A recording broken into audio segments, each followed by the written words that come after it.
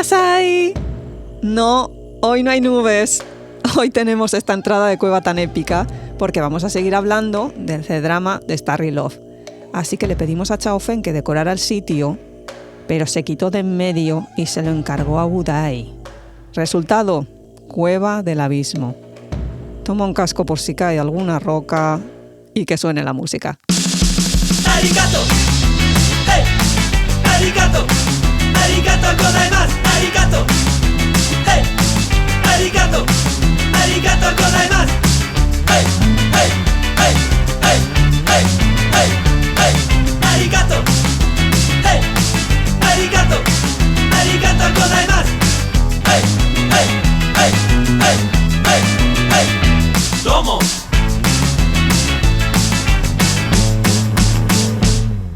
Hola gente, aquí Kitsune, vuestra anfitriona de Historias de una Izakaya, hoy con mi amiga Mimi Zuku. Hola Mimi.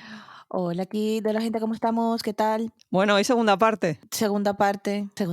Ya nos hemos visto el final. Gente, spoiler alert. De aquí en adelante todo va a ser spoiler. Si no habéis terminado Starry Love, ir a terminarlo y regresar y escucharnos. Y otra advertencia, hoy vamos a hablar de una serie de cosas que tienen que ver con filosofía china y con toda una serie de temas un poquito cuesta arriba, se podría decir así. Sí, pero que vamos a intentar hacerlo lo más agradable posible. No hay que asustarse y que realmente ayudará a entender algunas de las cosas que pasan por ahí, por esa serie y algunas cositas que, en fin. Sé que Mimi y yo hoy no vamos a coincidir en según qué temas, pero tranquilidad, vamos a ser personas civilizadas. Total y absolutamente. Vamos a ello. Starry Love, el análisis. Tan, chan, chan. Esto acabado y antes de hablar del final, pues vamos a hablar de la serie a profundidad. Hay que admitir que esta serie ha sido diferente. Muy diferente. Realmente en la primera parte no estuvimos hablando de las chicas, de las mujeres de este C-drama, porque realmente queríamos darles un espacio determinado porque merece la pena hablar de las mujeres de este C-drama, que son todas de armas tomar. Yo voy a decir algo quizás un poco controvertido. Me alegra de que todos los personajes femeninos tengan tanto carácter y que no sea la típica dejarse usar, dejarse llevar, dejarse ser. Pero vamos a empezar por el principio. ¿Quiénes son las principales mujeres de este drama, Kitsune? Esas dos pedazos de protagonistas. Que hacen el papel de las hermanas, que son Chin Kui y Ye Tan, protagonizadas por Landi Lee, que es Ye Tan, y He Xuanlin, que es la princesa Chin Kui. ¿Qué dos personajes? A mí me han llevado por un camino, por una vía, por un viaje y muy bien llevados por estas dos actrices, la verdad. Me parece que hicieron un papel espectacular. El contraste con otros Xianxia es increíble. Yo la verdad que con todo el humor ese que le meten al principio temía lo peor, pero realmente esa evolución de cada uno de los personajes femeninos en esta historia es espectacular. Sí, porque empiezas en un sitio que en los primeros capítulos dices ya sabes quién es cada uno de los personajes, ya sabes más o menos cómo va a ir y es no tienes una idea. Ves a dos mujeres que utilizan su cerebro y sus capacidades para sacarse ellas mismas las castañas del fuego porque no tienen a más nadie porque las ayude. Inclusive la princesa Chin Kui, que es como la secundaria, en un principio tú dices, esta va a ser una de estas tontas de bote. Pues no, es una de las sorpresas más brillantes. Esta chica es inteligente, tiene muchísimo coraje, es decidida, es refrescante ver esa finta que te hacen al principio y el desarrollo del personaje de Chin Kui. Cuando la ves por primera vez, como es esa cosita tan dulce y tal, dices, oh, esta se la van a comer en el mundo este del abismo, pero para nada. Yo creo que precisamente ese arranque que tiene ella y esa forma tan natural de ser dentro de la adversidad es lo que enamora por completo a Chao Fen. Bueno, que si lo enamora, tonto lo pone, aunque le cuesta reconocerlo. Y con el segundo a bordo que está muy hasta el orto de estar sacándole las castañas a él al fuego por culpa de ella. Y eso que es una relación que, claro, empieza, podríamos denominarla tóxica. Luego ya veremos que la forma que tiene de actuar este tío es muy particular. Y realmente ella, cuando descubre todo ese pastel, me parece que su reacción es muy buena y la forma en que se lleva esa historia después es muy interesante. Yo dije, bueno, ya está, hasta aquí se va a montar la de Cristo. Y no, la reacción de ella fue inclusive muy humana, muy real. Y bueno, de Ye Tan, ¿qué vamos a decir de Ye Tan? Es que A mí me encanta. Esta chica es el caos hecho persona, pero quizás es la que tiene el crecimiento más grande. Me parece interesante la confianza que ella tiene en sí misma, nacida de un montón de circunstancias, y es un personaje que al final le tienes un cariño, vamos. Yo es que creo que tal como la pintan es una superviviente nata, de una manera que te ayuda a empatizar con ella. También sobre todo que no se dejaba vencer. No significa que no tuviera sus momentos de duda, no significa que no sintiera las cosas, pero simplemente no se dejaba vencer por ellas. Que curiosamente, si nos paramos a analizar, la que tiene más amigos es ella, no la hermana. Ella era más libre que la hermana. Continuemos con las mujeres porque me apetece mucho hablar de la emperatriz. Oh, la emperatriz del cielo. Es de mis personajes favoritos. A ver, fangirleo, es guapísima y me la ponen espectacular siempre. A pesar de ser la emperatriz celestial, no es simplemente la consorte. No está callada al lado del emperador que decide todo. No, esta señora tiene 2 pares. Y tantos pares como que al final manda al marido, que estaba yo aplaudiendo con las orejas. Ese momento en donde le dice, tú querías esto, yo lo único que quería era ser madre, estar con mis hijos y me fastidiaste la vida, yo me regreso para mi casa, literalmente yo me regreso para mi clan y no te quiero volver a ver. Ole, ole, ole. Porque además esta emperatriz durante toda la serie siempre estuvo actuando en contra de lo que hacía el marido y ayudaba por donde podía para evitar que las cosas sucedieran de otra manera. Realmente hay un contraste permanente entre ella y el marido.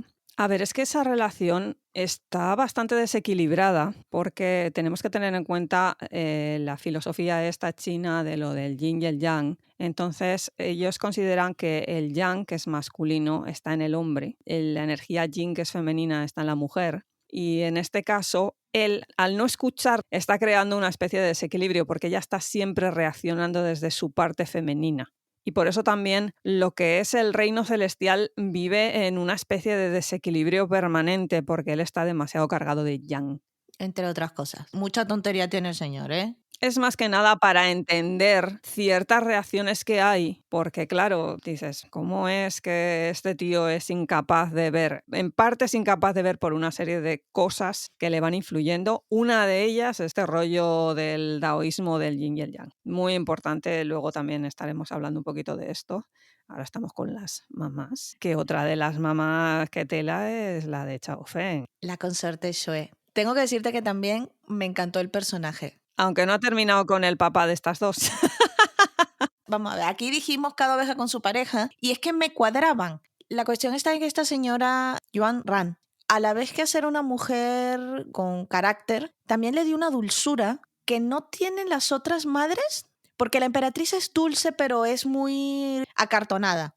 Esta es la típica mamá cariñosa que no tiene problema en sacar el palo. Que lo tiene. Hacen una referencia en un momento determinado en que el emperador del vacío estaba intentando unificar a todos los clanes y quien principalmente se enfrentó a él fue el clan de esta mujer, los Fusu, y los erradicaron completamente. Supuestamente el emperador, para mostrar su benevolencia, pues la había pillado a ella de consorte en vez de matarla. Y al final tienen a Xiao Feng. Tú fíjate qué contraste entre la actitud de la mamá de Chao Feng y la actitud de la cilantra.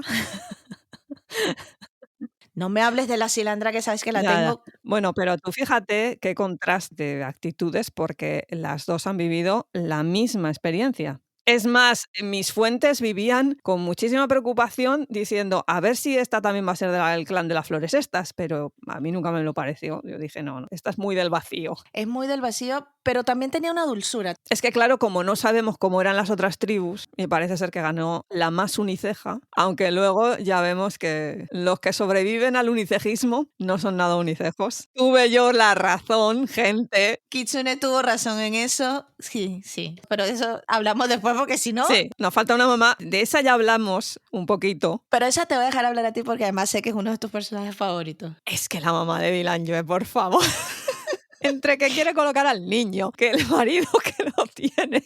Nos referimos a la que sería como la reina del reino de las bestias. La pedazo señora. Ya se puede ir a la porra el mundo y el caos y el apocalipsis y lo que le caiga, que ella lo que quiere es colocar al niño. Punto. Lo coloca, ¿eh? Lo coloca muy bien colocado. Esta ha cumplido su tarea como madre. Me coloca al niño con una princesa. A tomar por saco. Estamos aquí hablando de los personajes principales, pero que a ver, que también hay secundarias de lujo en esta serie. Igual que estuvimos hablando de los pedazos de secundarios que hay, las secundarias a mí me han gustado, a mí me han gustado. A mí me han gustado todas. Las creo necesarias porque además crea esa parte de vínculo de amistad. Por ejemplo, Man, la amiga de Yetan, que realmente era un pájaro.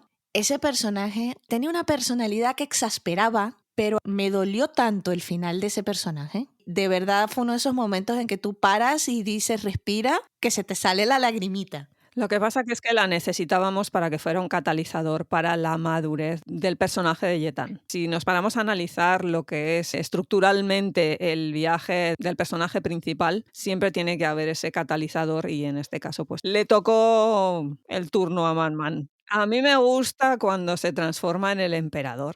Ah, sí. Porque claro, evidentemente en la vida real no es Man transformándose, es el actor. Actuando como ella, sí. Y de verdad que el tipo este que hace de emperador humano, qué pedazo de actor que es este hombre. Es que hemos descubierto que el emperador humano es más de lo que pensábamos. Y al final también se han marcado grandes escenas dentro de esta serie. Otra que pasa un poco desapercibida a veces es la hermana de Yochin, Chibu. Es que yo creo que es muy niña, ¿no? A veces creo que es que como tenían que meter a un personaje femenino medianamente infantil, porque si no parece como que aquello cojea, no sé por qué, si lo tienen marcado eso a fuego, creo que esta es la que entra para compensar y para que haya un personaje, yo creo que al final no es débil, No, pero que tenga esa cierta aura de alguien que quieras defender, alguien que quieras proteger, porque claro, tenemos al personaje de Dylan Joe por ahí muy loco y le da la oportunidad de demostrar que es algo más que el cachorrito Cookie. que cae. Si han visto la serie, saben a qué nos referimos. Es maravilloso ese perrito, por favor. Y la que me gustó un montón fue la tipa esta del clan de la serpiente. La sacerdotisa del clan de las serpientes, Jai Lulu. Es un personaje que cuando apareció pensé que iba a ser antagónico y para nada. Yo, esa estrategia y ese plan de ataque hacia el primer príncipe, ¡qué señora, por favor! Cuando se le planta en la puerta de su casa, está todo el día. ¡Salga aquí ahora mismo! A ver, es la única manera de atacarle a ese tío. Eso está claro. Sí, porque el pobrecito era más denso. No, pero eso está bien. Por una vez, uno de los hombres protagonistas, bueno, medio protagonistas secundarios, es el que está ahí que no se entera de la misa a la media. Claro que hay una que aboga también por otro hombre que no se entera de la misa a la media, que es la sirvienta de Chinkui en el abismo. Sí. Lo que le costó a esa mujer, ¿eh? Es como la versión de Man, pero para la princesa Shinku, que la conoce en el abismo, la chica no tenía la forma de darse cuenta que el segundo al mando de Chao Fen estaba a por ella. Bueno, también es que el segundo al mando de Chao Fen, en el momento ese romántico que están viendo las estrellas, está la otra toda emocionada, que ella en esa escena somos todos nosotros, y el otro poniendo caras, pues claro, si te reacciona así ante eso, ¿cómo te vas a esperar tú que ese tío haya caído? Si tú te das cuenta, en esta serie son muy claros cuando hablan. No se dan revueltas, no dicen sí pero no. Más los del abismo que los de los otros lados. Sí, eso sí. Pero es que, claro, la gran mayoría de personajes, no solamente las mujeres, en este C-drama funcionan a base de una serie de temáticas dentro de la filosofía china. En concreto, dos muy marcadas, que son el confucianismo y el daoísmo o taoísmo. Muchas de las cosas que veréis en pantalla son el resultado de eso. Del confucianismo yo creo que ya hemos hablado N veces, yo ya he perdido la cuenta. Es la base de cualquier sociedad asiática, no tanto en Japón aún se diluye un poquito por una serie de temas, pero también tienen bastante de eso. Y es ese tipo de sistema un poco piramidal en el que hay que obedecer a tus ancestros, hay que obedecer a tus mayores, hay que obedecer al poder. Y además tienes que funcionar en la medida en la que el grupo se beneficia de tus acciones. y vivir muy marcado por el papel que te ha tocado vivir en la sociedad. Y que además eso se traslada luego a la otra vida, al inframundo, después de la muerte. Es mucho el concepto que hemos mencionado varias veces de la piedad filial. Sí, eso lo vamos a ver muchísimo y ahora comentaremos en qué personajes lo vemos y cómo eso marca muchísimas de las cosas que pasan en este C-drama, lamentablemente.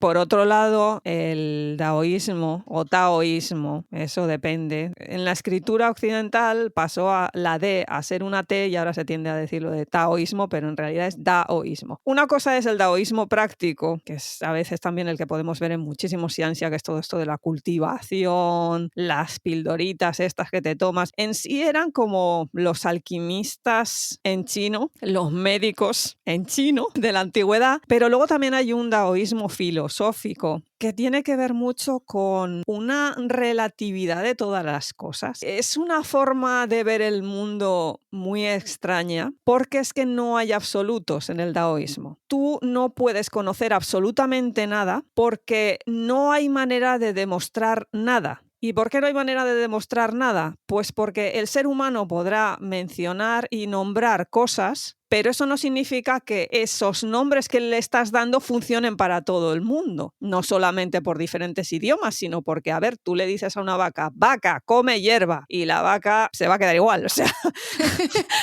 comerá hierba o no comerá hierba, pero te va a hacer el caso que tú le digas. Otra cosa es un perrito, un gatito y tal, pero por el interés de Andrés, por ejemplo, hay una manera muy daoísta de demostrarte esto, que es, tú puedes considerar que fulanito o menganita son guapos, pero a lo mejor para el de al lado esos no son guapos. Y ya te digo yo que para una hormiga le importa 3 si son guapos o no son guapos, les da igual. Más luego la forma en que tienes de percibir el mundo. No es lo mismo cómo percibe el mundo un elefante que una hormiga. Así que no puedes tener la seguridad al 100% de nada. ¿Cómo se ve esto en esta serie? Por lo pronto, el cielo, a pesar de todas estas cosas daoístas que tiene de la cultivación y demás, funciona a la manera confucianista al 100%. Es el poster child del confucianismo. No solamente por cómo se comporta el emperador, que tela, sino que tenemos al héroe básico por excelencia del confucianismo, que es Jochin. Sí, yo sé. Todas se están quedando con la jeta abierta. No, esto no es posible. ¿Cómo puede ser? Esto no es... Sí, Jochin es el modelo de héroe confuciano. Es que cumple todo. Pobrecito mío, perdón por decir, lo han... Pero es lo que le toca. Es el complemento masculino a cómo estaban criando en la tierra a Chinkui. Que por eso todos esos libros que le mandan. Porque el confucianismo funciona a base de normas, a base de ritos. Los sabios confucianos lo que hacían es que te aseguraban que tú cumplías todos los ritos, todas las normas, porque eran los únicos que se las sabían. Y por eso eran los que iban a aconsejar a los grandes emperadores. Claro que luego también iban adaptando las ideas, porque tú lo que estás es para agradarle la oreja al que te ha contratado. Al que te está pagando. Pero hay una serie de cosas básicas que no suelen cambiar mucho, como es lo que mencionaba Mimi, que era la piedad filial. Eso lo vemos en el minuto 1 en las interacciones del emperador con Jochin. Es brutal. Es el sometimiento completo del yo a el padre, a la voluntad del ancestro, porque más que el padre es a la voluntad del ancestro realmente, ¿no? Pero porque también es que la posición de poder del padre viene precisamente de esos ancestros. Del confucianismo, claro. Y sobre todo te lo explican muy bien en la escena en donde alguien tiene que irse a cultivar para poder pelear contra las fuerzas del caos y él inmediatamente dice, yo lo hago. Y ese es el principio de su historia. Está montado todo en un sistema confucianista.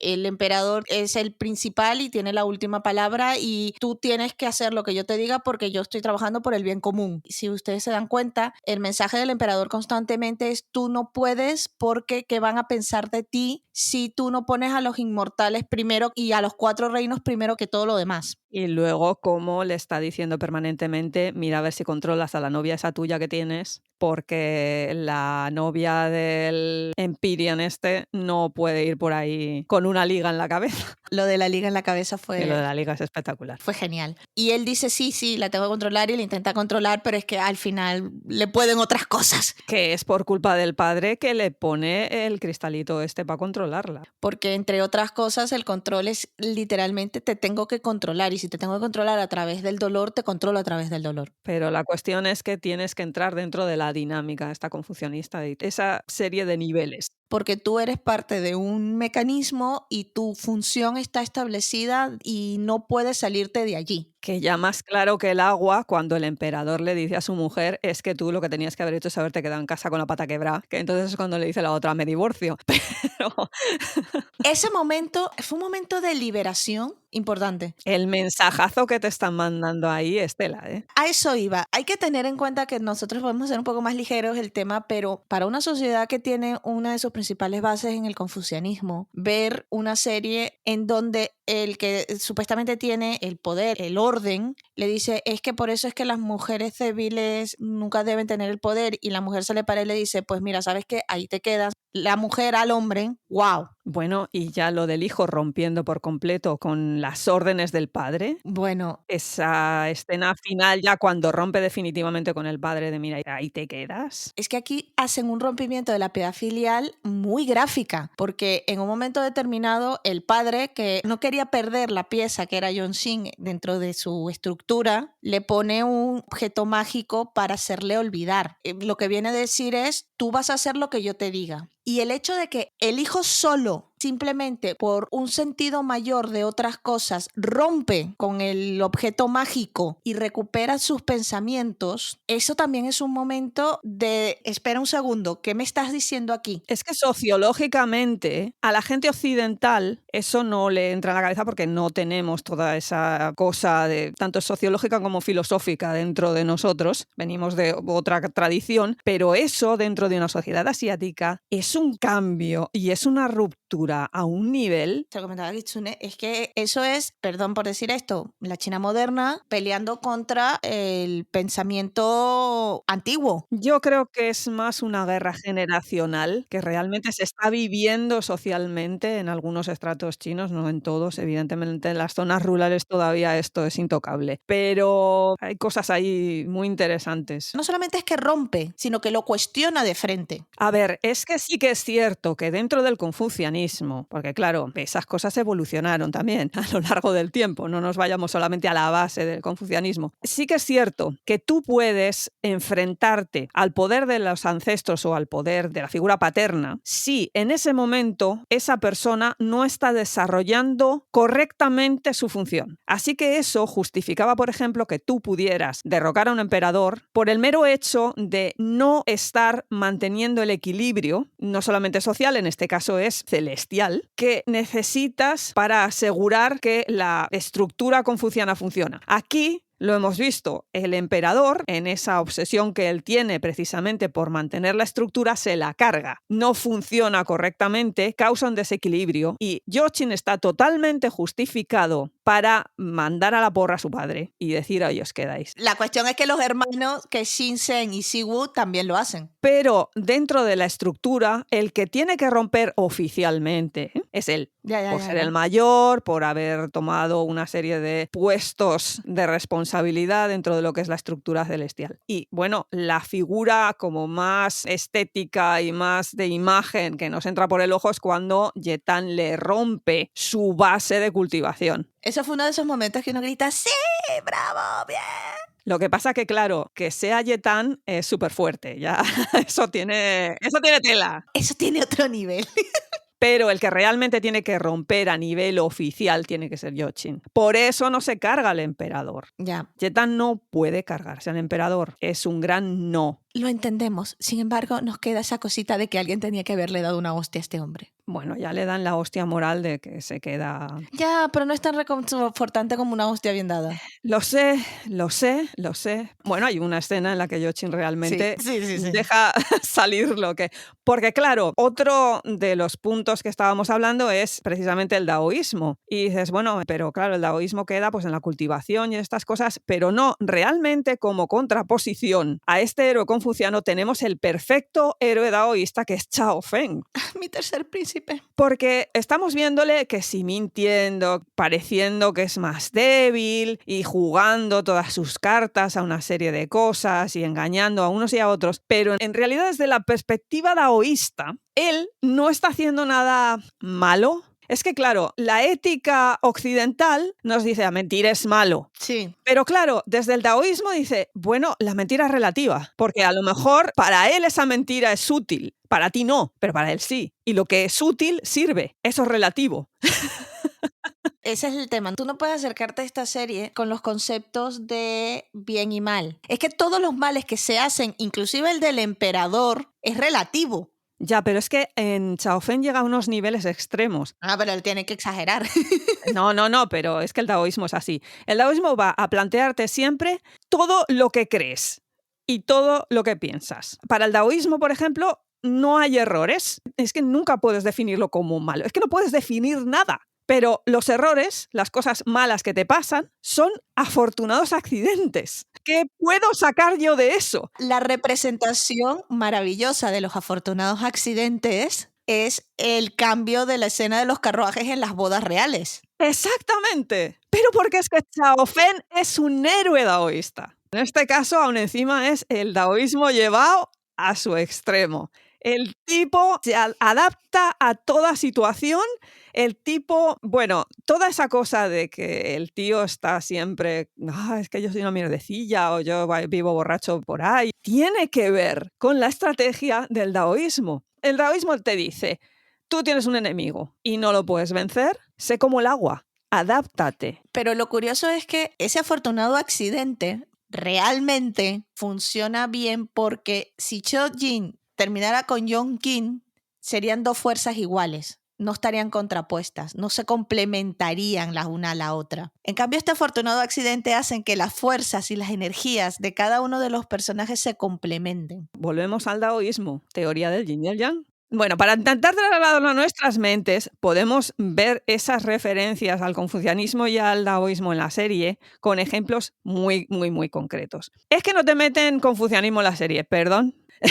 Van directamente al grano en el episodio 6. Es esa escena en la que los niños están aprendiendo, que Yetan levanta un poquito la ventana y está el profesor dando una clase que dice que va a enseñarles el clásico de los 3 caracteres o trimétrica clásica. Esto es un librito que se empezó a utilizar en el 1800 como forma básica de enseñarles a los niños confucianismo. Luego ya llegó la Revolución Cultural y ya dijeron que esto para nada, pero todo el mundo sabe que es ese libro y todo el mundo se conoce las 3 primeras frases del libro. Este clásico de los clásicos está atribuido a Wang Jinling, que es un sabio del siglo XIII. Y la gracia del libro está en que las sentencias que los niños tienen que repetir están en versos de 3 ideogramas. Con la repetición de eso, los niños aprendían las estructuras de la gramática china, muchísimos ideogramas y además historia china, moralidad confuciana, era un básico. Era la enciclopedia Álvarez y eso la gente que es mucho más mayor que nosotras y de otras generaciones y la gente que lo haya escuchado por ahí sabe. Versión enciclopedia Salvat, vamos, la enciclopedia. Es un saber así como un compendio de saberes. Lo que recitan los niñitos es el inicio de ese libro, que dice, la gente al nacer es buena en sí misma, su naturaleza es similar, pero sus costumbres les hacen diferentes. Eso todo Dios en China te lo sabe. Para toda persona que me diga, eso te lo estás inventando tú y es que ves confucianismo por todas partes, no. En la serie en concreto sacan esto. Y reto a cualquiera que se vaya al episodio 6 y lo vea. Gente, yo no lo haría porque cuando Kitsune te da número de referencia es porque ella sabe que está allí. Esto es un programa con notas al pie, gente. Referencias al final. Y luego, con respecto al daoísmo, no, es que tú ves daoístas por todas partes porque a ti te dicen ciencia. No, perdóname. Esta serie es daoísta por todos los lados. Se le sale el daoísmo por todos los lados. La verdad que sí. Fastidies. Estoy 100% contigo. Pisas un charco en esa serie y es daoísta. Y es daoísta. Se adapta a ti. Es lo que hay. Bien, el propio inicio de la serie es daoísta, con todo eso que habla de que todos los seres nacen con 2 energías, una pura e impura. No te van a decir lo del yin y el yang, porque, en fin, es un xianxia, bueno, un San Juan. Todas las frases que suelta por esa boca Chao Feng. Sí, Chao Feng es el maestro del daoísmo, sí. De la misma manera que hasta cierto punto, lo que pasa es que el viaje de Yetan es distinto y tiene otras cuestiones, pero Yetan también es daoísta. Mirad qué frase se marca Chao Feng y luego digo una de Yetan. No existen los qué pasa si. Punto. Eso ya te deja como, no se lo plantea. Claro, no hay, porque es que realmente el concepto no existe. Porque todo lo que te va a venir van a ser cosas que tú vas a aprovechar, vas a poder llevar a tu campo. Afortunados accidentes. Lo más adecuado es aprovechar este error en tu propio beneficio en vez de luchar contra él forzosamente. Yo que os he dicho antes. Y pedazo de frase de Yetán, tememos a la muerte y por eso valoramos nuestra vida. El taoísmo habla mucho del temor, el miedo y sobre todo el miedo a la muerte. Y hay un momento determinado que uno de los sabios taoístas, ahora me va a meter a decir quién, cuándo, dónde y por qué, pero hay un momento determinado en que se le muere la mujer y él se pone a bailar y a cantar y le dicen, oye, vamos a ver, tendrías que estar triste, tenías que... Y el tipo dice, ¿y quién te asegura a ti que no está ella mejor que yo? ¿Quién te dice a ti que la muerte es peor que la vida? ¿Quién ha puesto la línea ahí? ¿Qué pasa si nos morimos y resulta que es que muertos estábamos de coña y todo esto ha sido la pedazo de faena que nos han hecho, que he estado yo toda mi vida y resulta que estaba mejor en la muerte? No es un concepto que nos parezca tan extraño si nos ponemos a pensar que realmente en el occidente tenemos la idea de que después de que moramos, si vamos al cielo, vamos a estar mejor. Así que ya veis cómo hay toda una serie de ejemplos y toda una serie de filosofías por ahí dando caña. Que hablábamos del budismo en Fairy and Devil, aquí son estas dos, permanentemente interactuando. Aquí se vinieron arriba, dijeron, mira, vamos a mezclarlo allí un poquitín y a ver qué sale. Sí que es cierto que el daoísmo influye mucho, por ejemplo, en el budismo zen, esto de ser como el agua y esta forma de plantearte que todo es una construcción y que vete tú a saber qué es lo que es y lo que no es, porque nada es. Pero bueno, aquí voy a reventar el cerebro a varios. Ya, realmente el sinograma de lo que es la palabra Dao es camino. La vía, que le dicen, sí.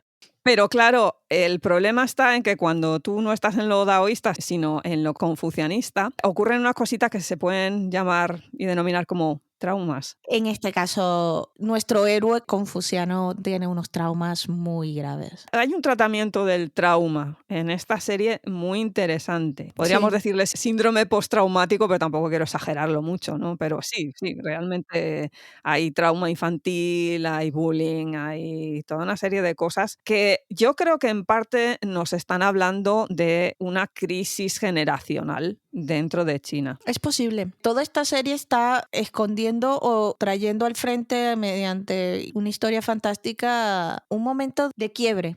Es que fijaos, todo el pedazo de trauma que arrastra Yochin en la serie es importante. No solamente con lo del padre, que ya lo hemos comentado, sino también esos momentazos en los que es el héroe frente a la muerte.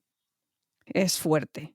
Además que ya he mencionado varias veces esto del concepto de la sombra en Jung. Aquí lo vemos clarísimamente. Para alcanzar la perfección, a ver, no la perfección como tal, pero sí realmente ser mejor personas. Llegar a tu mejor Versión. tienes que conocer tu otro yo, tu parte oscura, tu parte del miedo, tu parte que no está conforme con según qué cosas, que no tienen por qué ser. Es que fíjate tú, es que es totalmente válido que no estés conforme con tal o con cual, pero es que hay veces que no estás conforme con otras cosas que socialmente no. Sí, y sobre todo en Yonshin eso se ve muchísimo. Es que claro, imaginad, el tipo está sujeto a toda esa forma de vida llena de normas en las que ha tenido que abandonar todo tipo de sentimiento. Y claro, el tipo se encuentra con que hay un momento determinado en el que precisamente ese trauma, ese miedo a la muerte, esa forma de no poder enfrentarse a sus propios miedos, a sus propias dudas, se manifiesta en la figura de un niño que es él de niño, cómo se sintió de niño. Y en el momento en que se abraza a ese niño, está abrazando su propio yo, su propio miedo interno. Está sanando ese miedo interno. Y es por eso que alcanza la perfección en ese momento. El perfecto cuerpo celestial. Y es cuando dice la frase totalmente junguiana de la cultivación es el conocimiento de uno mismo, no producto de la magia. Porque básicamente él lo que viene a pensar en ese momento es, yo me he pasado 1500 años cultivándome para alcanzar la perfección y no lo conseguía. De hecho, al principio de la serie vemos como él constantemente está purgándose de sentimientos, purgándose de situaciones para intentar conseguir esa perfección. Y no es hasta que las enfrenta y sana esos sentimientos que no consigue esa cultivación, ese perfeccionamiento de la cultivación, que nadie nunca lo ha conseguido. Luego además Yetan ya le da la puntilla cuando le dice eso de si ya no tienes sentimientos, salvo ser implacable y la indiferencia, ¿cuál es el fin último de la valentía? ¿De qué te sirve ser valiente? Pero es una sanación de un trauma que lo estás viendo visualmente, porque el trauma siempre se crea en el niño. Y en el momento en que sana ese niño desaparece. Aparte que hay bastante de síndrome del impostor ahí detrás, porque claro, si yo soy la figura heroica que me voy a sacrificar por todos, ¿cómo es que yo sigo teniendo miedo? Básicamente. Todo esto pasa exactamente 5 segundos antes de que tenga que ir a enfrentarse a lo que él tiene que hacer. Te permite hacer la reacción inmediata de, a través del saneamiento yo voy a conseguir mi objetivo. Atención a una cosa muy interesante aquí, que tiene mucho que ver con el final. Cuando ella le está hablando al niño y le está calmando al niño, cuando el niño está montando un cirio, ella le dice, si yo hubiera estado en tus zapatos, yo hubiera salido corriendo, yo no hubiera salvado al mundo. Atención ahí, porque id al final. Sí. De verdad que es construcción de personaje del libro y Sí, el crecimiento de ese personaje. Oh, es brutal. Oh my God. Es brutal. Perita en dulce.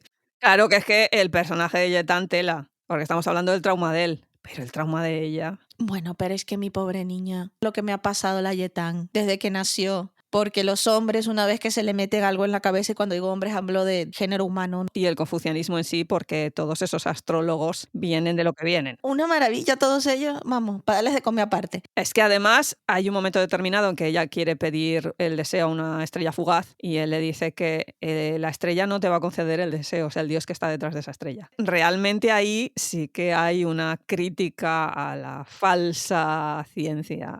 Sí. A ver, Yetan nace bajo el estigma de que supuestamente va a ser la que traiga el caos al mundo. Sorpresa, sí. Sí.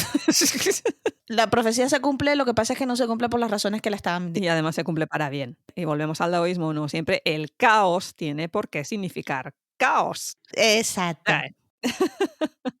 Ella nace bajo ese augurio y los hombres, el género humano, deciden que eso significa que ella tiene que ser literalmente asesinada y ella crece en un ambiente con muchísimos abusos. Ha tenido una infancia y que ella también tiene su propio viaje para sanar ese trauma, pero es un viaje completamente distinto al de John King. Sí, porque vamos de la imperfección a la perfección, mientras que en Jochin vamos de la perfección a la imperfección. Lo que pasa que es una imperfección. No, si yo a este paso me voy a volver daoísta ya, ¿eh? Es que una cosa. Vuelvo a decirlo, el afortunado accidente. Esa pareja que además ya te dicen desde el principio, porque cuando ocurre el cambio de parejas, Yoshin y Yetan pasan juntos por el famoso puente del amor eterno. Que todo el mundo se mosqueó porque dijo, ¿cómo es que no se ha ido el puente ese a tomar por saco? Y es que... Según cuenta la leyenda del reino de los cielos, los amantes que están destinados pueden cruzar sin problema el puente porque el puente se va a abrir para ellos. Pero es que no solamente que se abrió para ellos, es que le salieron arbolitos con florecitas y pajaritos. El puente está de un contento que no veáis. El puente se vino arriba cuando estos dos estaban juntos. Dijo, estos son mis chicos, vamos a ponerle música y ambiente. Tú sabes que Yetan no es quien tendría que supuestamente estar en ese momento. Y sabes que ella es realmente el opuesto a Yonkin. Con lo cual ya te están diciendo es que es en el complemento. Y el hecho de ese complemento también cambia a Yetan, porque poco a poco ella va teniendo más en cuenta que sus acciones le afectan a él y afectan a su entorno. Entonces va creciendo. Y eso además cura el trauma. Bueno, que es que claro, si tienes a semejante marumazo es que te cura el trauma. Te cura el trauma, las enfermedades, los problemas mentales y cuando llueve ya no te duele el reuma. Y otra de las cosas que también se carga esta serie, que esto me encantó. A ver, hay mucha gente que supongo que no entenderá a cuento de que viene que a mitad de serie de repente cambie el tono, la acción, la forma, el espacio, con esto de los 3 fragmentos del ser de Yochin que caen en la Tierra. Normalmente en los Xianxia, que por eso también supongo que tiran a decir que esto es un San Juan, el inmortal tienen que pasar una serie de pruebas en el mundo mortal con una serie de reencarnaciones para volver a tener la cultivación de turno que les permita volver a estar en el mundo inmortal y aún encima versión mejorada. En este caso, yo creo que han hecho muy bien, porque en vez de tanta cosa de venga y ahora me reencarno y ahora me vuelvo a reencarnar y ahora vuelvo a caer otra vez, que a veces es un poquito incordio y aún encima obliga al protagonista o a la protagonista a tener que empezar de cero muchísimas veces. Aquí lo que han hecho es vamos a cargarnos ese sistema. En realidad él es él, pero son diferentes aspectos de él, de su personalidad que había guardado. Y la única manera de recuperarlo es juntar esas tres partes. Pero claro, esas tres partes, lo que forman en sí dentro de la serie, son tres cuentos de hadas. Pero al contrario que siempre, en el que el príncipe es el que salva a la princesa salva al príncipe encantado. Y yo estoy totalmente de acuerdo con reventar ese esquema. Sí, Yo estoy así viviendo por ello, ¿eh? Pero es que además también vivo por el hecho de que lo salva a través de cosas que son de él, pero que son cosas que él había dejado de lado. Ya, es que eso aparte. Normalmente en los Xianxia, cuando tú tienes lo de las reencarnaciones estas, es una especie de tabula rasa y entonces el personaje tiene que empezar de cero y crea esas líneas de diferentes formas de ser del personaje inmortal. Aquí partimos ya de una cosa que es él. Es él. Y es tanto él y su verdadero él que el padre quiere aniquilarlo, no quiere que sea él. Porque es que entonces pierde una pieza del ajedrez que también manda narices, pero bueno. Bueno, pero hablemos de estos cuentos donde la princesa salva al príncipe una y otra vez. La guasa del caso es que, claro, normalmente, como estaba hablando yo de tabula rasa, a los actores eso les permite simplemente, bueno, pues me reencarno, ya hago otro papel, no sé qué, lo otro de más allá, pero dentro de una cosa así como muy normalita, muy casera. En este caso no. En este caso ha exigido al actor que tenga que cambiar tantas cosas. Básicamente tuvo que hacer 5 personajes. Sí, es que tiene que construir toda una serie de cosas conforme a otra serie de cosas que lo que llevan es al que el tipo tenga que trabajar la forma que tiene de hablar, la postura, la forma de caminar. Es increíble.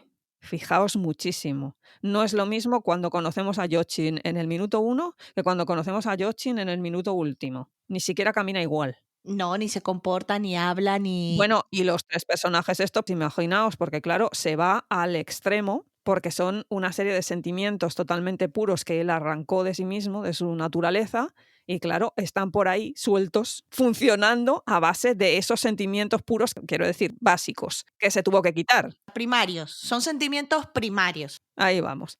El primero de ellos, Lamu. Queremos mucho a Lamu. Ese... Cuando se suceden una serie de eventos que hacen que, o sea, Jeonshi muere y el sitio donde él guardaba todas sus memorias va a desaparecer, ella decide que ella lo va a salvar, entra en el sitio y solamente logra rescatar estas 3 piezas de él. Y una de estas piezas cae a la tierra y se convierte en Lamu.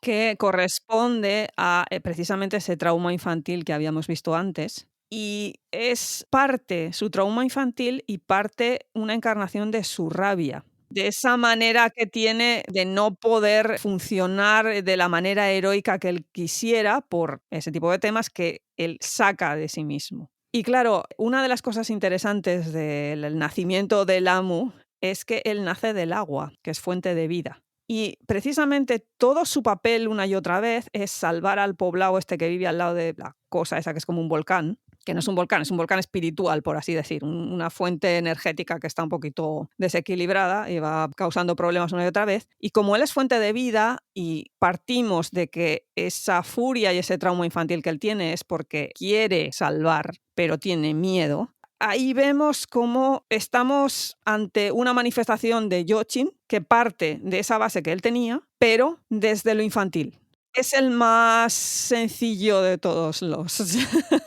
Es un niño que actúa por instinto. Sabe que tiene que hacer algo y lo hace. A mí la impresión cuando yo lo veía era un niño de 5 años. En ese momento en donde tiene algo de conciencia, pero no tiene la capacidad para comunicarse correctamente con el exterior. Entonces ves a ese niño y ves la rabia que le produce no poder comprenderse, comunicarse, y los intentos de comunicarse no salen bien porque no sabe comunicarse y la gente es la gente. Es que además es la única pieza de todo esto que ella no ha creado. Es un sentimiento que él creó, pero ella no ha creado. Los otros dos sí que son culpa de ella 100%. No son culpas, son consecuencia directa de las interacciones entre ellos. Ya. Venga, daoísmo. Bueno.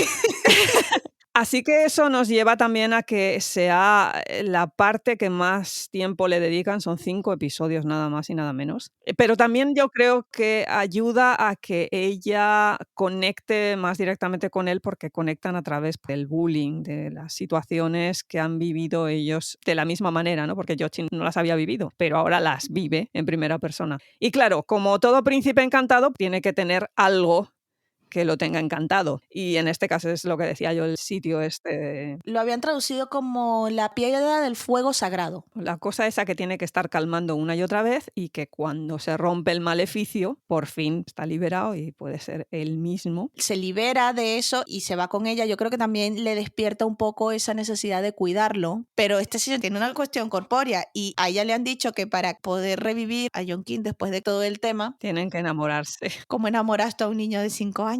No, pero cae. Cae redondo y en serio, a mí me parece súper dulce porque además él empieza a hacer flores con rocas para dárselos a ella. Primero, la flor es exactamente igual a la flor que la representa a ella cuando empieza la serie. Pero es que además es algo muy típico de los niños, querer demostrar el cariño a través de rocas, de flores que consigue por la calle. Pero es que este hombre le hace una vajilla entera de roca. ¡Qué cookie, por favor! Es muy cookie. Y tiene uno de los mejores besos de toda la serie.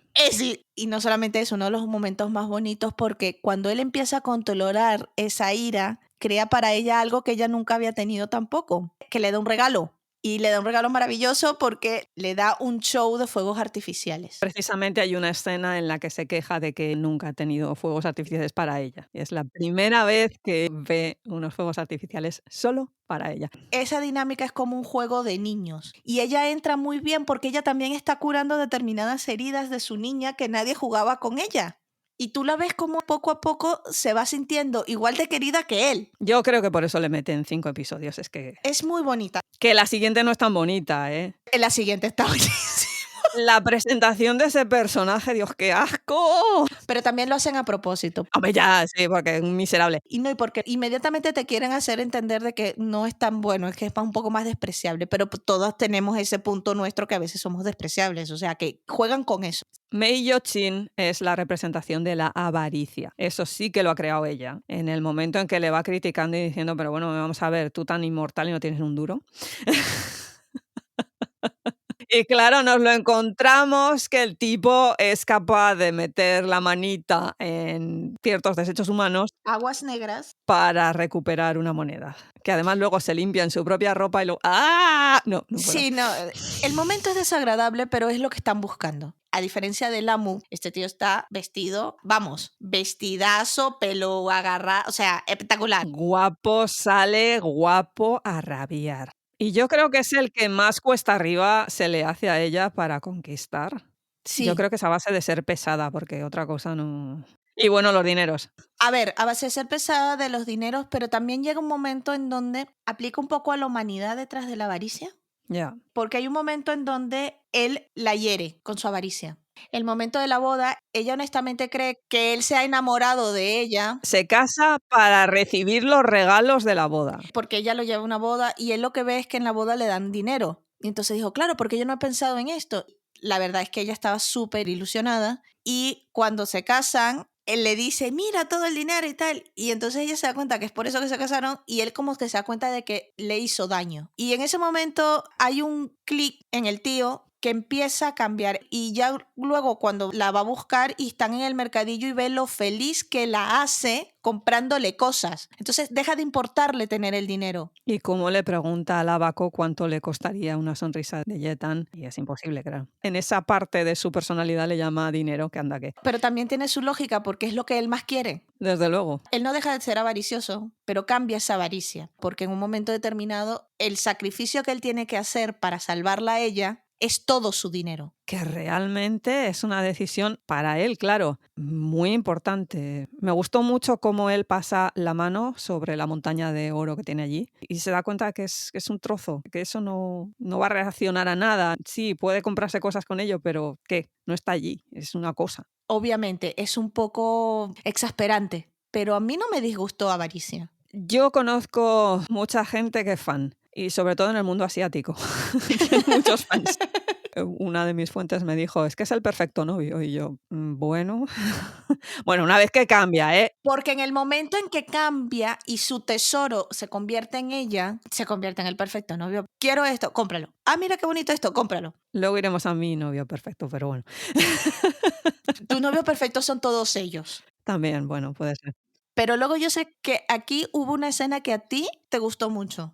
Sí, es que enlaza con una serie de cosas que tienen que ver mucho con leyendas medievales. La primera, la de Lamu también, no lo he dicho, pero la de Lamu tiene que ver con el salvaje y la doncella. Es una leyenda medieval que gustaba mucho, sobre todo en España. Mientras que, por ejemplo, la de la muerte jugando al ajedrez, eso es muy de Suecia y tal. Esto tiene que ver con la película El séptimo sello de Ingmar Bergman. En esa un caballero juega al ajedrez con la muerte. Y aquí vemos lo mismo. Yetan, en un momento determinado en que está entre la vida y la muerte, juega al ajedrez con el que se supone que es su padre, pero en realidad es la muerte. Yo esa escena me dejó en shock. Digo, esto es una maravilla. Porque es que realmente conecta precisamente con todo eso que estaba diciendo, ¿no? De los cuentos de hadas, de todas esas leyendas que tenemos en el sustrato de lo que es nuestros mitos, de cómo funcionamos realmente como sociedad, tanto en Asia como en Occidente, como en todas partes. Es el mito que habla Joseph Campbell, lo tenemos aquí. Así que yo muy fan. Y en este caso, además, el príncipe encantado está encantado por un abaco.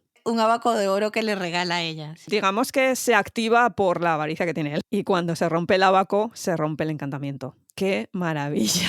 La verdad es que los detalles en esta serie son impresionantes. Y ya tenemos 2. Nos falta 1. ¿Y cuál nos falta? La consecuencia directa de la interacción entre Yeon-shin y nuestra querida Yetan. En un momento en donde ella tenía mucha hambre y se comió un determinado fruto que despierta los instintos más básicos. Y justamente esa pieza cae en el mundo y renace en la forma de Wenren. O la reencarnación básica de su lujuria. Lo que son esos capítulos. Sigue siendo un programa para todas las edades. Está categorizado PG-13, así que no pensáis que vayamos a ver muchas cosas. Pero hay cada detalle que te está indicando. Saben hacer muy bien las insinuaciones. Vamos que sí saben hacer las insinuaciones. Porque claro, a pesar de que cuando vemos a Wenren es esa cosa suavecita, etéreo, tan así, en la forma que tiene de hablar el actor es que lo clava. Ese abanico que me lleva. El tipo es un fashion victim de libro. Guapo por castigo. Y aún encima artista. Es que poeta, cantante, pintor, filósofo, dueño de una galería de arte, la Casa de los Colores, en donde los literatos se reúnen para darse a los placeres de la música y de la vida. Pero claro, es que es el perfecto caballero. El perfecto caballero es. Bueno, caballero, ya, sí. Es toda una fachada. Es toda una puñetera fachada para conquistar a las mujeres a su alrededor y cuantas más mejor. Es el típico Casanova, Don Juan, llamadlo como queráis. Y claro, se las lleva de calle. Bueno, se me llevó a mí de calle en cuanto lo vi. Dije, pero vamos a ver. Obviamente, Yetan también cae. A ver, el tipo no aplica la estrategia Panzer, pero se le acerca. La cuestión es que, bueno, ella honestamente cree que esta va a ser la parte más fácil, el que más rápido se va a enamorar de ella. Porque claro, es que el tipo a la primera parece que ha caído. Pero resulta que se entera de que junto con ella han caído todas las del pueblo. Que además el tío tiene un librito, que esto me hizo muchísima gracia, caí luego en la cuenta. Tiene un librito en el que sale el nombre, los gustos de la tipa, lo otro de más allá y una pinturita de la susodicha. Y digo, este pi ha inventado Facebook. O la libretita negra típica de las rom-com.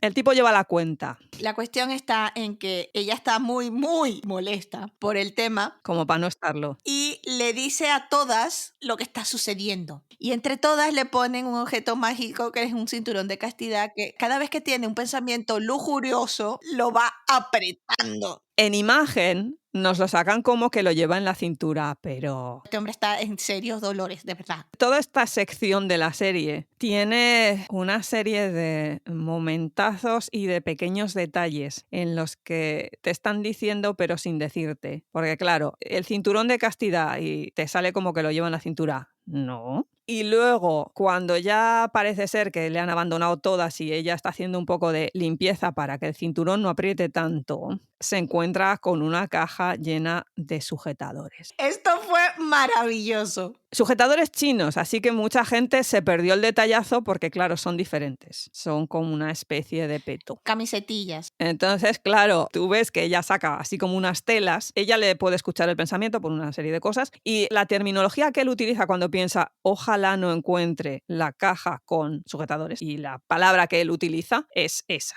Creo que dijo como prendas íntimas en los subtítulos occidentales, no dice sujetadores. Sí, prendas íntimas. A ver, si te pones a pensar mal, pues dices bragas, pero no, eso eran sujetadores, vamos. Y luego ella aplica esa misma filosofía y se borda un sujetador. Sí, pero esto es mucho más adelante y cuando ya tenemos Cuando hay ya que va a haber tema. evento celestial. Está nombrado de esta forma y así ya quedó forever. Bueno, ¿cómo está este personaje encantado? Es el adorno que lleva en el pelo. En el momento en que el tipo se libera de ese deseo lujurioso, fijaos muy bien porque deja de llevar ese adorno que lleva de jade en el pelo y lleva simplemente una ramita. No sé hasta qué punto es el adorno que llevaba de jade que se transforma o directamente el tipo se lo quita y ya lleva eso. Evidentemente, estas tres manifestaciones de Jochin comparten una cosa que me hizo mucha gracia y es que son todos con tendencias artísticas. El primero es la escultura, el segundo es la escritura y el tercero la pintura. Eso nos está diciendo que el propio Jochin en origen, el de verdad, realmente tenía un talento artístico extraordinario. Lo que Tenía pasa un que alma de artista más que de guerrero. creo que era el personaje de Leo Wu, que sabíamos que si no hubiera tenido todo ese dramón, hubiera sido un crío encantador y un tipo maravilloso. Si le hubieran dejado, si no hubiera tenido que estar venganza para arriba, venganza para abajo, hubiera sido realmente un tipo, un intelectual, que se hubiera dedicado pues pintura, lo que sea. A la música. Y en el caso de Jochin nos damos cuenta de que si no hubiera tenido que estar de Empyrean y demás y con el papá dando por saco, hubiera sido un crío, como son todos los críos, y hubiera sido probablemente alguien con una sensibilidad artística superior a lo que era el resto de inmortales. Pero No fue lo que le tocó. y claro, una vez reunido todo y con follón y demás, que no vamos a entrar porque sería muy largo, aparece Jochin 2.0, como le ha dicho todo el mundo, y como le dice Chao Fen, el quinto. Quinto. Voy a hacer un inciso aquí antes de que empecemos a hablar de Jochin 2.0. Hay que darle un aplauso a los guionistas por las relaciones cuñados en esta serie. ¡Oh! Las relaciones cuñados en esta serie son exquisitas.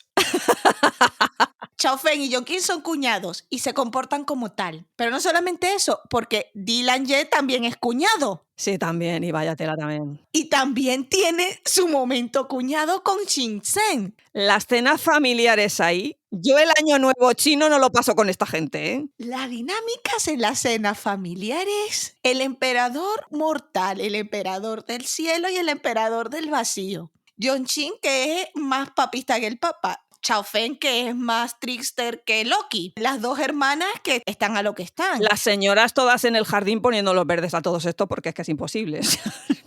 señor, qué dolor de cabeza. Y Dylan Che intentando ver qué lía, porque ese hombre la liaba toda. Y esto es antes de que pasase todo lo que pasa. Porque una vez que pasa todo lo que pasa, ¿cómo te sientas tú porque tú mataste a mi No, no, no, no. No, no, no, no. Déjalo, yo me voy a pasar el año nuevo chino en Bali en la playa. Adiós. Sí, me apunto. Vamos a volver a Yoshin 2.0, porque esa aparición... ¡oh! La versión Yoshin 2.0 es realmente el perfeccionamiento de él. Esa necesidad de ser el héroe, de proteger, pero con el reconocimiento de sus sentimientos. Y nos dan unos 4 o 5 capítulos de amor con Yetan que tú dices, sí, todo esto escondiéndose del padre, ¿eh? Ah, bueno, es que esa otra. Pero la escena de la boda de ellos dos. Vamos a ver, las bodas chinas, normalmente, la ceremonia consiste en que tienes una especie de oficiante que dice lo de saludad a los ancestros, saludad a la tierra. Y al cielo. Es una serie de saludos y luego terminan saludándose entre los esposos y ya está, esa es la ceremonia, ¿eh? No busquéis mucho más. Bueno, sí, beber lo del vino. Aquí, Yochin le dice, no, yo solamente me inclino. Yo ya me he inclinado suficiente a otro. Ahora solamente me inclino ante esta mujer. A mí me dio un ataque en ese momento. Yo ya dije.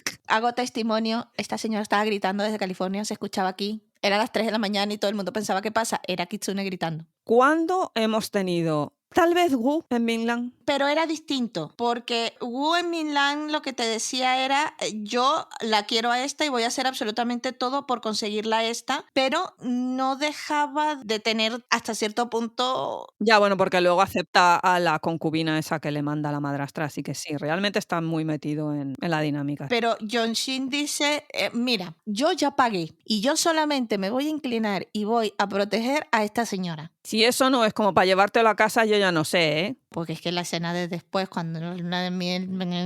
Bueno. Sigue siendo China, tampoco creáis. Pero la insinuación es lo suficientemente fuerte como para saber qué es lo que estaba pasando. Además, que es bellísima la escena porque ella le dice que por primera vez está feliz porque se siente amada. Más luego la mamá de Yochin celebrando. Esa escena también es muy buena. Ellos tienen tema celestial. Y al día siguiente el hijo se va a pedir a su madre que aceleren la boda. Claro, la madre está en modo, ay no, hijo mío, ya entiendo que tú vienes a pedirme que yo retrase esto porque claro, no estás convencido y el otro no, al contrario, aceléralo. Y la madre hace así una pausa, se oye así el scratch de un disco. El disco duro de la madre se para de repente y dice, un momento, o sea, lo de ayer y el otro... Bueno. Y la otra se levanta como un resorte que además le dice la criada, no me acuerdo quién es, pero señora, el té, dice, deja el té. Deja el té que tengo que casar al niño, deja el té. Luego eso ya, pues claro, papá mediante tenemos que casarnos en otro lado y por eso la mamá manda lo que manda, pero esa escena... Es muy buena. Pero claro, tenemos todos estos momentos de humor que van aligerando un poco el peso, pero claro, luego nos vemos abocados al pollo. Bueno, tú vives por el Lance. A ver, ha habido buenas. Sí. Pero claro, qué montaña rusa. Los últimos 10 capítulos, del 30 al 40, es una montaña rusa que te lleva a ti a un viaje que no te estabas esperando. Porque vamos a hablar de ese final. Ahora aquí vamos a escuchar dos versiones. Una es lo que opina Mimi de ese final y luego lo que opinaré yo de ese final. Así que, Mimi, desahógate porque sé que lo necesitas, porque vaya tela de final. ¡Spoiler, gente! Sí, va a haber spoiler. A mí el final no me gustó, pero no porque no quería un final feliz, que puedo haberlo querido, pero es que como me venían planteando la historia, no era el final que tenía que tener. Y eso me molestó muchísimo. Me pareció que el final que le dieron, lo metieron con calzador de prisa corriendo para intentar modificar algo que no era lo que venían planteando. Y eso desmerita lo que venía de antes, porque tienes que tener en cuenta que los últimos 10 capítulos te vienen montando que existe un sacrificio mayor, que va a pasar algo que todos estamos viendo venir, que de hecho se sufre muchísimo, que de hecho este Yonkin 2.0 de repente se vuelve a perder dentro de una treta del padre, que hay un enfrentamiento en el reino celestial, que hay un enfrentamiento entre ellos como pareja, pero provocada por terceros. O sea, te vienen creando una situación que además se está desarrollando paralelamente a la historia, que finalmente se descubre quiénes son ellas, ella y su hermana, cuáles eran su poder, que ya te vienen diciendo que la única manera de salvarlo a todos es a través de la muerte, con la muerte de Chinkui, que no termina de ser el final porque Yetan tiene que vengar eso, y de repente te llegan a ese momento, a ese culmen, que además lo hacen perfecto. Chef Kiss, no tengo ningún problema. Esta es la escena del capítulo 40 donde ella se está despidiendo de todos y le está diciendo a todo el mundo: amor, gracias, te amo, te adoro, eres maravilloso. Ese es el final. Cuando el padre de ella se disculpa, si me lo hubiesen cerrado ahí, que es la mitad del capítulo, ese para mí es el final, porque es lo que me vienes preparando, es lo que me vienes diciendo. ¿No es un final bonito? No, pero es que no me vienes preparando un final bonito. Y de repente, después de eso, de que me llevas a ese punto de que yo ya sé lo que está, que este chico, estos actores hicieron un papel maravilloso, todos, porque el final es todos, vienen y me meten que un personaje que había estado completamente en contra de ellos desde el principio, entonces ahora se reforma dándole la forma de cómo se pueden revivir, me cambian la personalidad de los personajes. Yonjin y Xiaofen se convierten en dos niños pequeños para ver quién está más cerca del arbolito, y se ponen a pelear de una manera. Me parece que fue un pensamiento posterior. Me parece que no podemos dejarlo aquí, que es donde tendría que haber quedado, y ahora venga, vamos a meter esto porque esto es lo que la gente va a querer. No sé, no me gustó. O sea, del capítulo 40 me quedaría hasta la mitad. La otra mitad, para mí, no. Me dejó mal sabor de boca. Quitando eso, me hubiese encantado que hubiesen vivido felices y comieran perdices y ver a los pequeños Yonjin y a los pequeños Xiaofen y Yetan y Xinfue, porque seguro que les van a poner los nombres porque esta gente es así, corriendo por allí y siendo primitos y corriendo entre el abismo y el cielo. Me hubiese encantado, pero no creo que era el donde tenía que, o sea, no era el desarrollo de la historia. Entonces me desmerita un poco el sacrificio de Yetan al final, el haber encajado eso. Porque si el sacrificio de Yetan me va a llevar simplemente a que un año después todo cambie, o sea, el sacrificio de la cilantra me lleva a eso, pues como que me lo desmerita un poco. Pero de nuevo, para esto es una serie, cada quien tiene su opinión. La serie me encanta, va a ser una de mis series así al lado de Love Live de Galaxy, que van a estar allí, que voy a ver revisitar un montón, o como Minland, que la veo cada cierto tiempo completa. Sí, señores, soy así, gracias. No me importa ganarme 70 capítulos que ya he visto, pero el final, obviamente, a mí particularmente me dejó tibia y un poco molesta. Dicho esto, yo voy a dejar ahora que Kitsune que se dio ella con el final. Vamos a ver, yo entiendo perfectamente de dónde vienes. Lo que pasa que son demasiados años yo consumiendo material que viene de Asia. Lo que entiendo pero no entiendo es el viraje que le meten hacia el final. Esta productora, ya lo dije en la parte 1, tiene esa tendencia. Primero te mete toda la cosita así, esto, y luego ¡pa! Adiós. Revienta desde dentro la historia. Realmente me pareció un poquito, no forzado, porque en fin, pero todo el tema de la tribu esta que cuidaba el árbol, ¿cómo se llaman? Porque claro, hasta ese momento yo creo que los habían mencionado en el principio, punto. Y una cosa así como muy de andar por casa, el caos, lo otro de más allá, se enfrentaron, el árbol, la flor, lo otro. Realmente no analizan cuál fue el anatema que provocó la caída de esta etnia. El anatema aquí es que ellos juegan con la magia de la vida y la muerte. Eso, en cualquier tipo de filosofía, es un gran no, máxime en Asia. No juegas con el tema de la vida y la muerte y menos con la magia. Eso es intocable. El yin y el yang es intocable. Porque si tú tocas solamente el yin o tú tocas solamente el yang, se produce un desequilibrio. Lo que pasa que, claro, parece ser que era una cosa que se habían inventado y que realmente no jugaban tanto con eso, sino que precisamente creaban ese equilibrio. El problema es que se los cargan y el equilibrio a la porra y el todo a la porra. Así que esa tercera parte de lo que va en sí es de un genocidio. Y lo que está hablando precisamente es de una realidad muy actual, en la que es precisamente el genocidio de una serie de etnias. Pero claro, eso nos lo tienen que envolver de alguna manera, porque eso tiene que pasar la censura que os comenté yo antes, que es brutal, y máxime cuando vas a televisión. Problema, yo creo que ese tema, a pesar de lo importante que es, y que realmente me parece muy bien que lo toquen, no me lo metas hacia el final. Ya sé, tu productor hará lo que tú quieras, pero no me lo metas hacia el final, de verdad. Que yo estaba, venga la cilantro para arriba, venga la cilantro para abajo, yo decía, pero ahora, ¿de verdad? ¿Perdón? Eso es una cosa. Que todo el mundo estábamos esperando que al emperador le dieran pal pelo, sí. El problema es que no le puedes dar para el pelo. Bueno, pues por eso se puede. Pero hay que pensar en a qué audiencia va esto. Esto está en abierto en televisión. Esto va a zonas rurales. Esto va a cierta población en China donde todavía ese confucianismo del que estábamos hablando es que impera y es el día a día. Tú no puedes poner al emperador figura tal paternal que aún encima lo mandan a la... como que no se redime. También es cierto que estoy un poquito harta de que en los medios las historias siempre carezcan de la redención. Que este a lo mejor no se lo merecía, por supuestísimo, vaya pedazo de...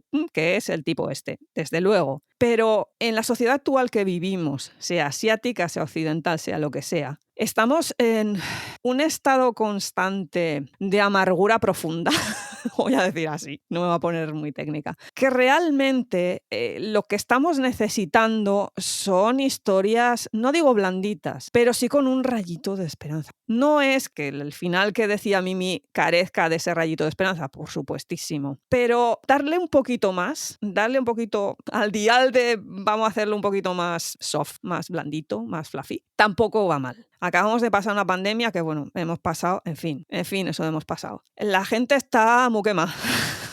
Así que realmente que los personajes cambien, que haya más blanditos, que me cambie y sea ahora y se redima, sí, es un contraste, pero a veces necesitamos un poquito ese contraste. A ver, no es que me emocione mucho ese final, pero es un final muy asiático, es un final muy de leyenda china. Las leyendas chinas no suelen terminar en el follón y todos muertos, no suelen, porque todos estos cuentos, porque al fin y al cabo un xianxia es un cuento, lo que van es a darte una lección moral y que tú aprendas algo de eso. Y aquí lo que estamos aprendiendo es que hay que conservar un equilibrio, que hay que respetar una serie de cosas que están en la naturaleza, que no podemos ir por ahí nombrando a nuestro libre albedrío porque no somos el máximo exponente ahí arriba de la creación o de lo que sea, llamadlo X, y que las cosas tienen que funcionar de otra manera. Claro, eso realmente es un discurso muy revolucionario para la China de ahora. No sé cómo lo han colado. De verdad, no sé cómo han colado toda serie de cosas. Pero claro, tenemos que tener en cuenta todos esos factores. Censura, público al que va dirigido, que no somos nosotros, olvidaos. No han pensado ni en un solo occidental. Y tercero, un cierre que dé cierta esperanza en un momento en que la gente está muy quemada. Y en China ya no os cuento, porque, a ver, es que nosotros hemos pasado la pandemia, pero acordaos que hace un mes, ¿cómo estaba China? Y cómo deben seguir, lo que pasa es que no nos enteramos. Hay gente, y yo lo he estado leyendo en las redes sociales, que dice, vaya de final, yo quería haber visto lo que decía Mimi, a los niñitos corriendo por allí, pedazo de abrazo. Insisto, en Asia eso no funciona. Y lo que tenéis que quedaros es que toda esta historia no iba del que se empareja, ni del que quiere, ni del que no quiere, ni del no sé qué, ni del no sé cuántos. Está dándote una lección vital. Es como una fábula. Lo que pasa es que, claro, nuestra fábula pues es la zorra y la suba, no sé qué, la rack, los coreanos, el tigre y el no sé cuántos. Aquí no. Aquí directamente te va una serie de personajes que parecen que están ahí en los cielos, pero que en realidad... Mirad, para que enlacéis un poco cómo es esto. Cuando escuchamos los mitos griegos, ahí hay veces, lo que pasa es que la moral es la que hay veces que hay una lección vital ahí. Esto es 3/4 de lo mismo. Estamos jugando con mitología, estamos jugando con una serie de cosas que van a limpiar el sustrato. No sé si me explico. Van al centro de gravedad de lo que son creencias y lo que son costumbres. Así que si los niños tienen los cuentos de hadas que estábamos hablando antes, los adultos que tenemos, pues estos xianxia, estas historias, estas leyendas. Y como dijimos además, y tenéis que escucharlo, ese pedazo de programa en el que estuvimos hablando del origen de los doramas, ahí hablamos como en China era muy típico el leer una serie de novelas de caballerías, de fantasía, de héroes, que son 3/4 de lo mismo. ¿Que me ha gustado el final? A mí sí. dentro de lo que yo estoy acostumbrada a que sea el rollo este asiático. ¿Podía haber sido mejor y me hubiera encantado que hubieran estado por allí correteando a los niñitos y tal? Hubiera sido un final demasiado occidental, también os digo. ¿Que tenía que haber sido antes o después? Es que yo todo el sector ese, momento cilantro, no lo hubiera metido. Yo hubiera ido por otro lado. Pero eso soy yo. Y la serie no es para mí, como dicen los daoístas. Me voy a hacer daoísta, ¿eh? Sí, es un afortunado accidente. Y de verdad que es que estamos tendiendo a buscar unos finales, se lo decía a Mimi fuera de micrófono, muy nihilistas. Estamos en una sociedad muy nihilista, muchísimo. Y de verdades absolutas. Vamos a relajar un poquito, de verdad, en serio. Relax. También les digo, el C-drama vale muchísimo la pena con independencia de lo que es. 100% con Mimi en eso. Y también no desesperéis que va a haber más. Hombre, que sí va a haber más. O ya estábamos haciendo la lista de la compra.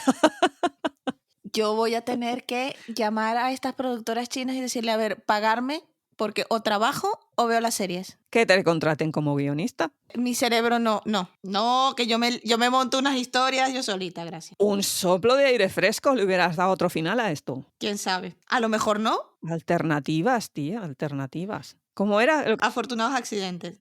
Pues ya está. Tú llegas y le dices, mire, yo domino el daoísmo en estos momentos. Soy completa y absolutamente daoísta. Yo me adapto, oigan. Hablando de adaptarse, hay que ver lo bien que nos hemos adaptado nosotras a las redes sociales porque estamos en todas partes. Una de ellas, Twitter, que se mantiene de milagro, historias de una izakaya, @izakayapodcast. Pero claro, esto sin imagen no es nada y tenemos Instagram. Historias de una izakaya. Más sitios donde estamos, por si acaso el pájaro cae, Mastodon. izakayapodcast, @mastodon.social. ¿Que las redes sociales no? Pues, ¿qué tenemos, Mimi? Nuestro canal de YouTube, Historias de una izakaya. Y luego también estamos en Discord. Allí solemos hablar de todo un poco, de cómo van las series, de cómo estamos sufriéndolas. Entrar es Historias de una izakaya. Y ya para la gente muy desesperada que es que no quiere pisar una red social ni un nada de nada porque son tímidos, porque son sunderes, porque son lo que sea, porque son como Yochin, que se han encerrado ahí con el árbol ese y están que no quieren ni un sentimiento ni alguno, pues tranquilidad que tenemos un Gmail. historiasdeunaizakaya@gmail.com. Acordaros de que si queréis seguir viendo y escuchando de esto, del confucianismo, del daoísmo, de los xianxia, de los wuxia, de yonki, de todo lo demás, lo único que tienen que hacer es darle a ese botoncito de al lado que tiene el plus, que dice suscribir, o darle a el corazoncito. Acordaos de hacerlo. Y sin mucho más que añadir, cuidaos mucho, gente. Bye bye. Janet.